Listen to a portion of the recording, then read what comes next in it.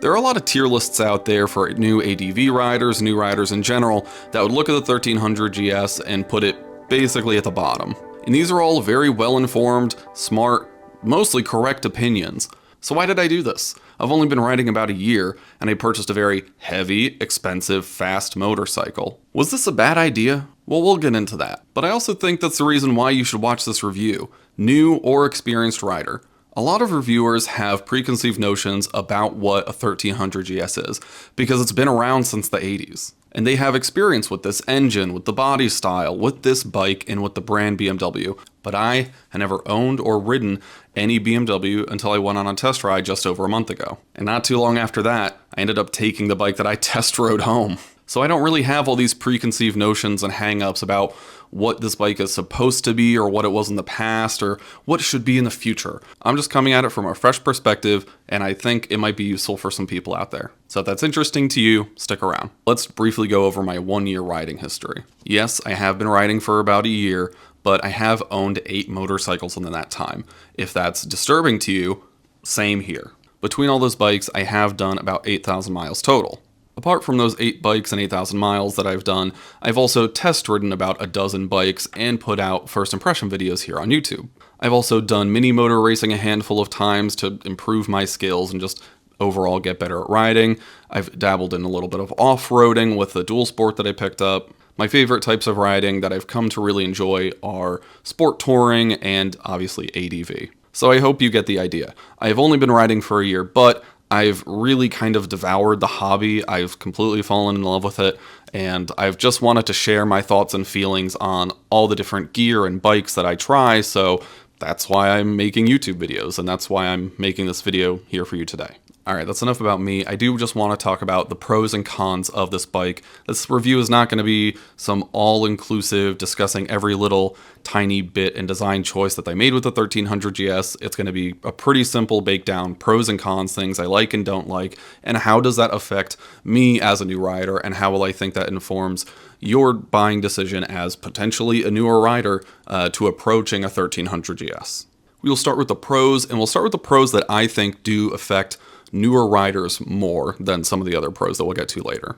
So the first thing I want to talk about is the smooth and linear power band that this bike has, because I think it's something that's really underrated when it comes to a bike's performance, is that how does it respond to your input, and it's very predictable. And some people might say it doesn't have character, but for a lot of new riders, you just want to know what you're doing is going to have a kind of relational response to you. And some bikes have a lot of torque and power down low. Usually bikes that have like 1 or 2 cylinders, really, what they call like a big fat thumper, like a single cylinder bike will have a lot of torque down low, and the power peters out at the top of the rev range, whereas like a 4-cylinder sport bike has 4 really small cylinders that, as they get higher and higher in the revs, they create a lot of power and a lot more speed.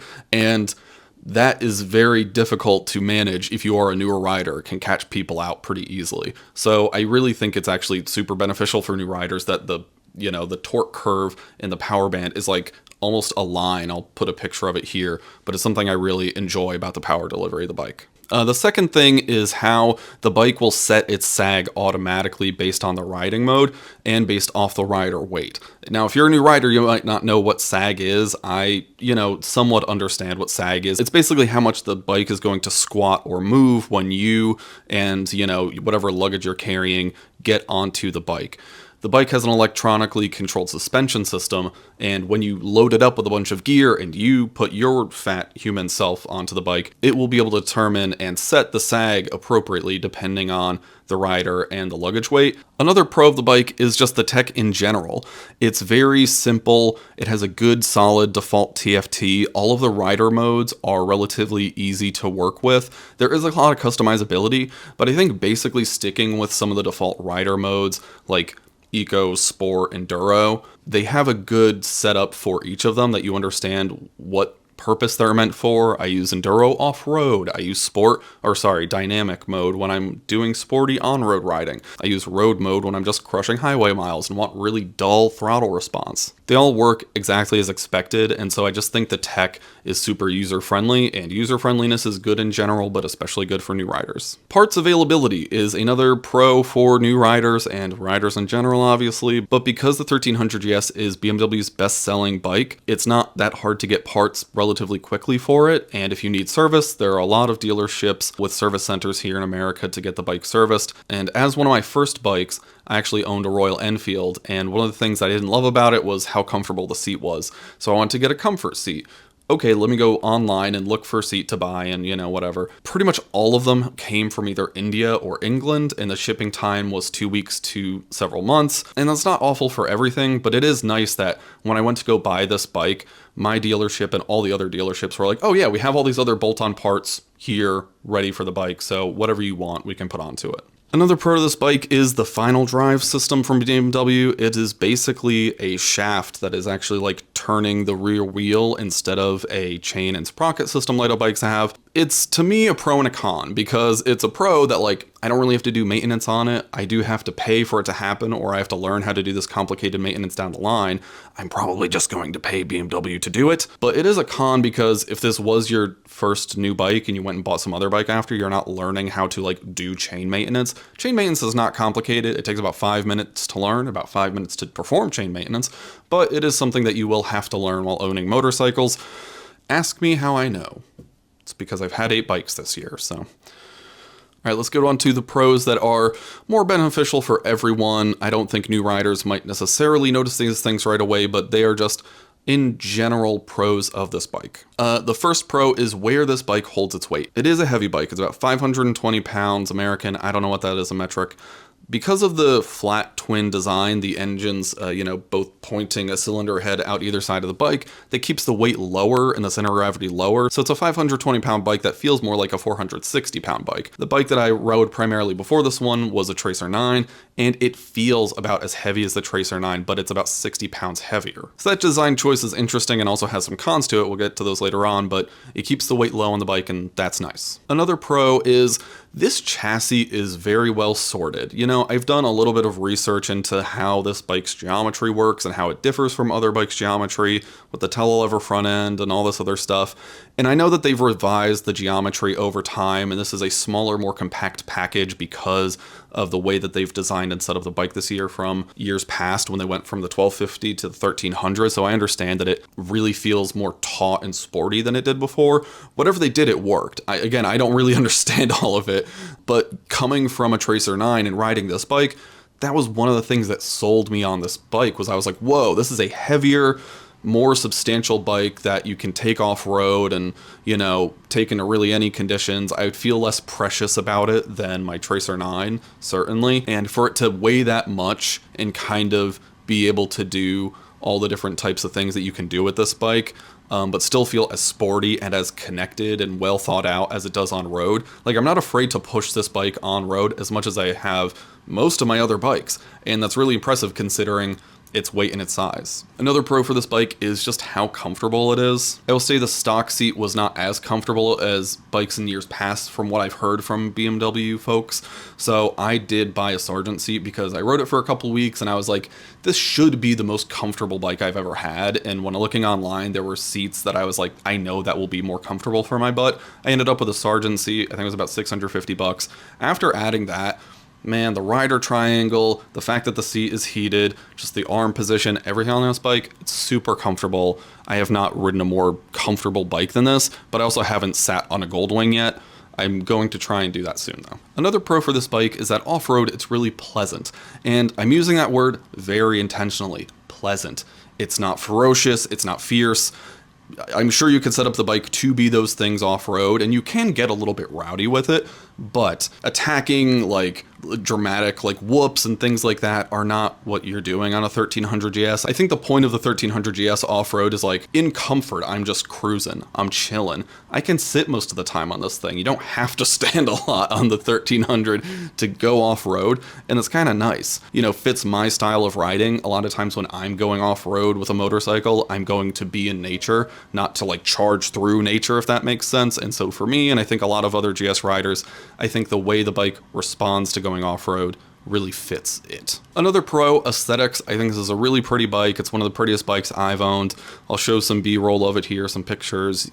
I think it's an attractive bike. A lot of people, from what I've seen in other reviews, said, oh, you know, this revision where it no longer has an asymmetric headlight, it doesn't look like a GS, this, that, and the third. Man, I just don't like how that old bike looked. I don't know if I would have been interested. Like, aesthetics are a huge part about why you buy a certain bike. And this bike is so much better looking than the old GS. I don't even think it's close. I think the new headlamp is way more attractive. Sorry, not sorry, whatever. Yell at me in the comments about how I'm wrong. I don't care. It's a great looking bike now. Before, it looked fine. The last pro here is the kind of white glove treatment I have received from the dealer network so far. When I was test riding bikes and talking to the various dealers and trying to get the best deal, everybody was really nice. And when working with other motorcycle dealerships of non-luxury brands, you don't get the same type of white glove treatment. Even the service, you know, the break-in service I've had so far, they're super easygoing, super friendly. You know, they'll pick up the bike, they'll drop you off if you want. A lot of companies that carry Japanese bikes just don't seem to have the same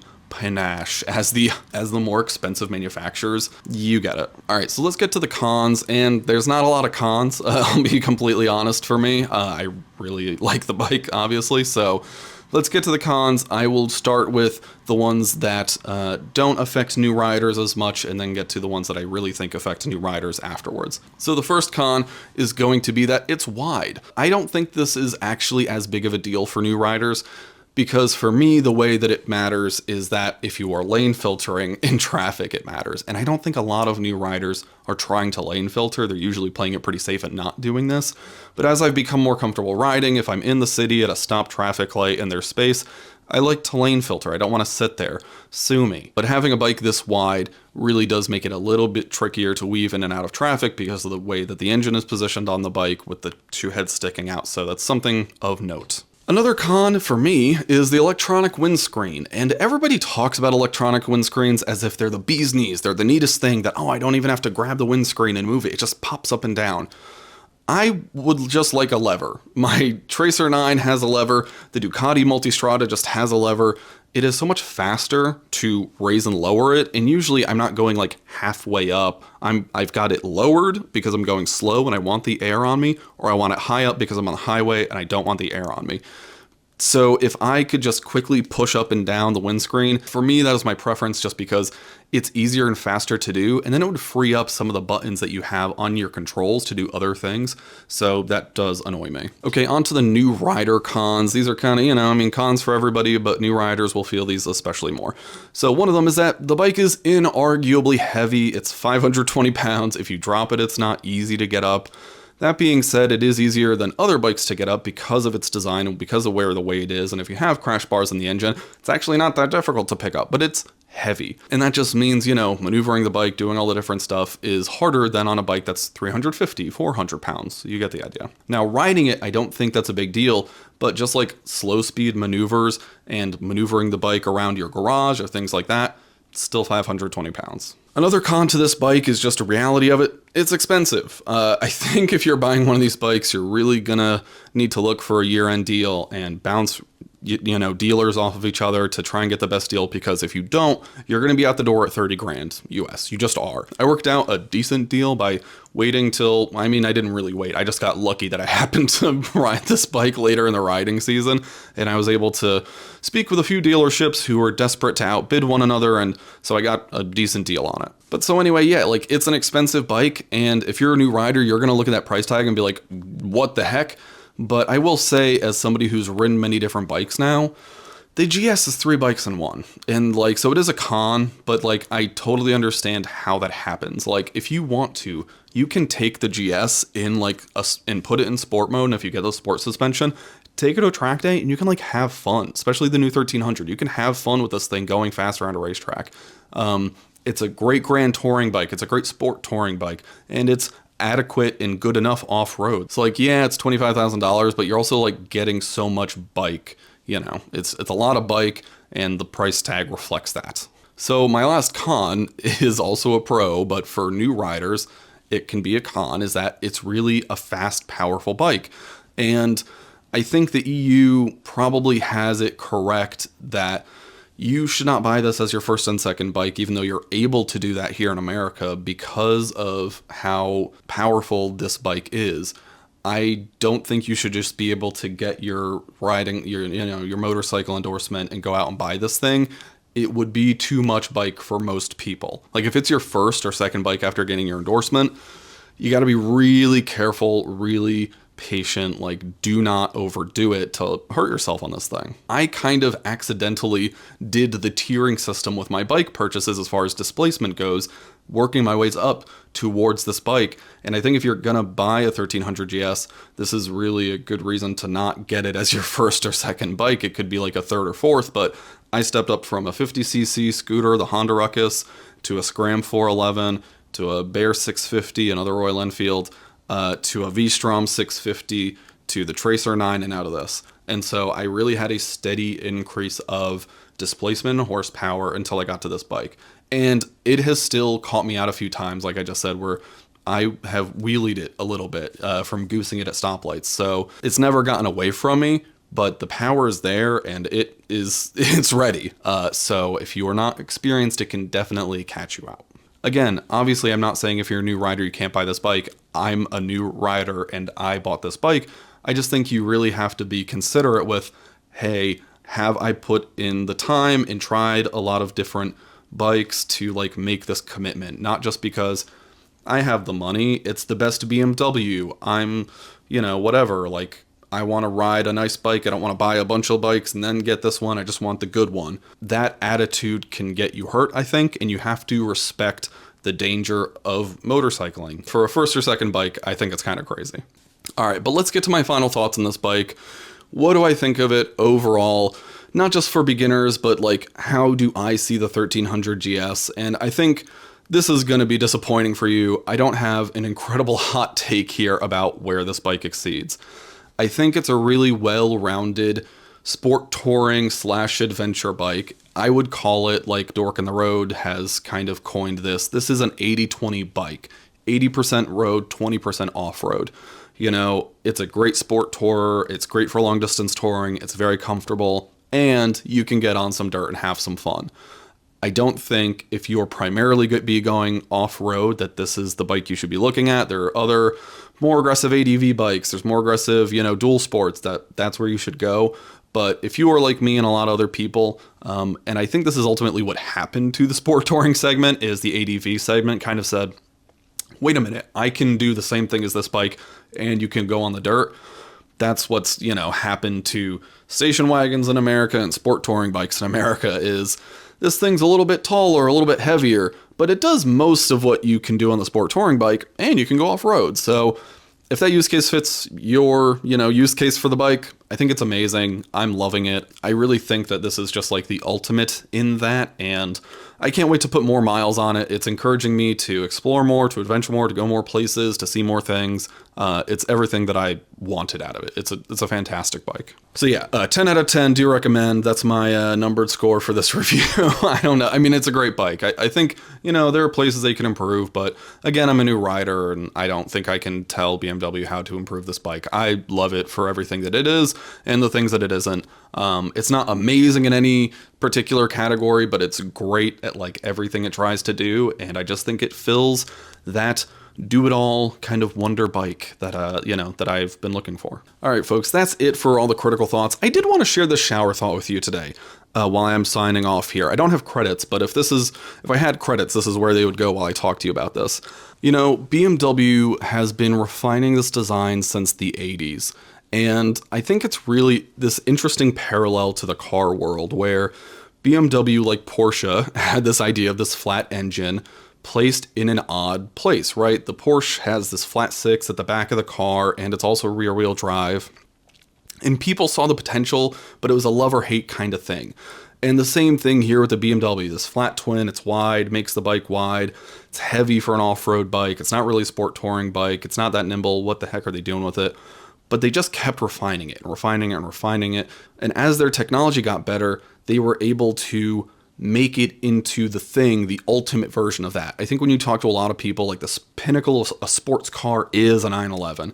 And when you talk about like the pinnacle or like the daddy of ADV bikes, it's the GS. And I think it's just interesting that the Germans in both scenarios were like, no, this is it. This is the right choice. And we are going to do this for decades until everybody realizes it's the best. Yeah, it's just fascinating to me. Anyway, that's it, everybody. I really hope you enjoyed this video. If you found it informative, helpful, funny, I don't know, whatever. If you liked it, like it, subscribe. It would really help. I'm obviously pretty new here on YouTube. I haven't hit 500 subs yet. I'd love to hit 500 subs before the end of the year. But thank you guys so much, everybody, for watching. Until next time, peace. Keep two wheels down. I'll see you later.